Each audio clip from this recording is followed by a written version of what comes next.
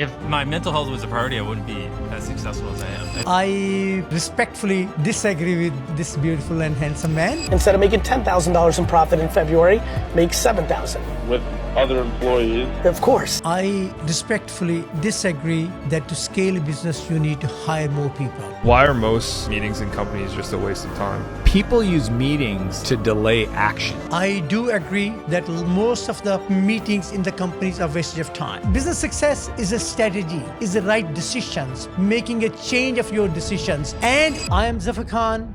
Welcome to Zaffarology. After building multiple businesses, starting as a taxi driver training and scaling into multi-million-dollar success, I have learned the exact frameworks that can make any business a success. If you are a business owner who's tired of the guesswork and wants proven strategies to grow and scale, you are in the right place. Let's turn your vision into thriving business. Guys, I'm going to react to some of the videos which are viral on the social media, and I'm going to give my point of view. Sometimes I agree with them, sometimes I don't agree with them. But if I agree with them, I'll give the reasons. If I don't agree with them, I'll give my reasons. And this is very respectfully, I will disagree few videos. Before you start a business, you need to understand this. No matter what you start, you are going to be the employee for that company. You are going to be employee number one. That is your job. You see, there's usually three phases to a business. I do agree with this one. You have to be employee of the company. Phases to a business life. And as you go and grow, you'll get to these different phases. And in step one, when you start a company, you're probably doing everything. You're probably in charge of marketing. You're probably in charge of getting sales. You're in charge of collecting the money from customers. You got to do it all. You got to go out and network. And that's the hardest part of starting a business. And that's where a lot of people struggle and get stuck. But if you're successful at that, you'll get to level two. And step number two is where you start to figure out you have a company. You're no longer just an employee there. You have a company. And what that means is you now have enough resources coming in that you could trade your money for your time. Meaning you could hire people to do jobs, people to do tasks. You could hire marketing, you could hire accounting. Definitely, I agree with this. You delegate the job, yeah. But if you really want to thrive and you really want to hit it big and you want to be the big mogul out there, you got to get to level three. And the only way to get to level three, that is the step where you build an empire. And when you're building an empire, that means you're no longer the one doing the work. If you have to show up every day and you have to deal with collections or you have to deal with bringing in new revenue. I do agree with this statement. Level 3 business, you don't have to act on a daily basis, and as employee of the company, you, instead of working in the company, you work outside the business. Instead of working inside the business, you work outside the business. I 100% agree this one. That's the only one way. Sometimes whatever you do, you delegate that your job to somebody else. So you get one more person of yourself. Instead of making $10,000 in profit in February, make $7,000. With other employees. Of course, that's exactly right. I have 2,000 of them for VaynerX. It started with me and my brother. I respectfully disagree that to scale a business, you need to hire more people. You need to manage first existing people, and if there's a sustainability is there, and then obviously you can hire more people. But you need to focus on first if you have sustainability is there. If the sustainability is there, runs into profitability, and then you need to go to the next level, hiring more and expansion of business. But it's not just you without managing the existing business, without managing the having the existing business, being a business in profits, you can't hire more. You need to make sure whether existing business is, sustainable and profitable, then hire more employees. Billionaires and the most successful people in the world, they mastered the art of this one word, leverage. They mastered the art of leverage, and leverage in a lot of different ways, with people, with capital, with time. Matter of fact, let's actually pull up an example of an interview that I did recently with Shaquille O'Neal. Shaquille O'Neal had 155 Five Guys. He sold them all. But I asked him, what was your secret to scaling in the franchise model? How did you scale out from 1 to 10 to eventually 50, 100, and 155 locations? Here's what he had to say. You owned like 155 Five Guys at one point. I sold them. You sold them? Yeah, I sold them. What's your secret to scaling in the franchise model, or just businesses in general? The secret to scaling is one word, delegation. I can't be in 155 places at once, but I know somebody that can. I think I do agree with these both beautiful people. One person said leveraging, another person said delegation. I do agree with this one. Combination of both things will be wonderful thing. You delegate the job, you make yourself other person, you make more salespeople, delegate, and you got to have the art of leveraging. I do agree with those. One person said delegation, other said leverage, but I like to combine both.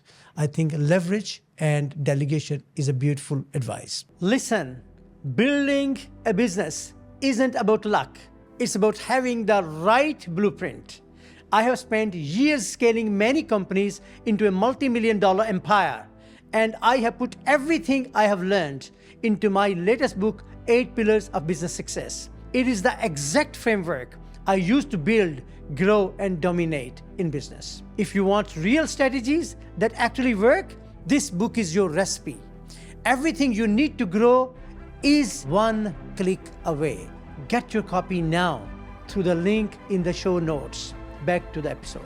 How can we turn one business into 8 income streams? Laundromat starts. Secondary line of revenue, vending machines. Third, why don't we add wash and fold? What if we add vending inside that's like soaps, detergents, softeners, etc.? Why don't we do pickup and delivery? Next one, why don't we do commercial? When everything else is closed, can't we also go to some of the local hotels, clean their stuff? Okay, maybe. Next, why don't we buy another laundromat? And so now we have 2 locations on side of them. And then let's also put vending and all these other things on theirs. So you kind of can stack up your income streams in one business. That's how you go from a laundromat that makes $67,000 a year to one that makes $3 million, which our biggest one at the time did about $3 million in revenue. Wow. I do agree with this beautiful lady that to leverage the income, it's a very good idea from one business to have a second business, a third business, a fourth through franchise model. Franchise model, you need to have written processes in place, policy and procedure in place, everything, who is going to do, who is going to be accountable, who is going to be responsible for this one, what they have to do, each person's. So I do agree, franchise the way to get rich, one of the ways. If my mental health was a priority, I wouldn't be as successful as I am. I mean, that's just like a sad fact. Like, I obviously never would have buried myself alive for 7 days in solitary, 7 days on a deserted island, 7 days, blah, blah, blah. Being able to consistently suffer over long periods is like arguably one of the deepest modes. Like, there's a reason no one makes videos like me. Like, not even close, because no one wants to live the life I live. I respectfully disagree with this beautiful and handsome man, because to me, I think mental health is everything. What they say is go to the gym to exercise, so you have mental muscles as well. The thing, if somebody is not, because all the decisions come from from brain. If somebody's brain is not working, how you can decide properly? You know, it's not a lotto. You just you get it. You know, you see, business success is a strategy, is the right decision, making a change of your decisions and implementation and execution of this decision. To me, first priority is fix your mental health, fix your physical health, then go for the second thing. To me, nothing in the whole entire universe is more important than your health. That can be physical health or mental health. To me, money cannot buy the health.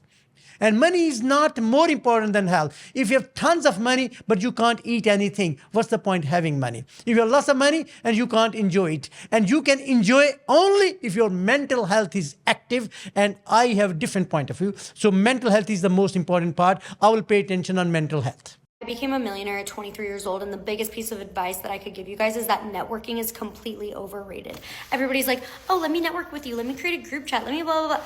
I respectfully disagree with the beautiful young lady that networking is fake. No, to me, I think networking is the only way to make money. Networking is from networking, you get one person and you have networking. And through networking, you can have financial life and you can have personal life. Because of networking, lots of time people don't get married in the whole of their life because they are lack of networking. They don't go out for networking. Lots of time they don't make money in the whole of their life because they don't go into any functions and so on.